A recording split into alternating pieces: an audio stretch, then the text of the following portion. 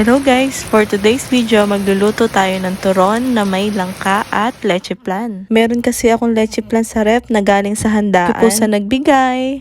Meron din po ako ng minatamisang langka. Bigay po sa akin ng aking biyanan. Salamat po. At meron din akong saging sa ref, kaya turon is real.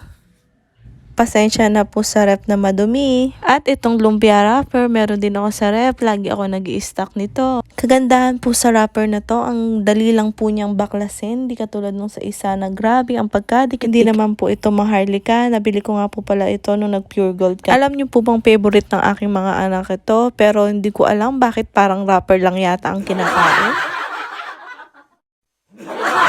Kinat ko na nga pala into 3 yung isang saging. Ito na rin yung wrapper na pinaghiwa-hiwalay ko. Mag-uumpisa na nga pala ako dyan. Ilalagay ko muna itong langka. Isusunod ko yung isang saging. And then, ina-next ko na yung leche flan. Hindi na nga pala ako naglagay ng sugar dyan kasi yung leche flan pa lang tsaka yung langka matamis. Baka pag naglagay pa ako ng sugar, madiabetes na kami niya. Ulit-ulitin mo lang ang paggawa hanggang sa makagawa ka ng marami. Pero hindi lahat ng wrapper na gamit ko. Mga ilang piraso lang din. Siguro mga 15 pieces lang yung nagawa ko. Para mo magbalot, magpainit ka na nga pala ng mantika. Saglit nga lang pala iluluto to. Pag nakita mo ng brownish, pwede na yon. Pero may ibang part na nadulok. Ewan ko kung bakit.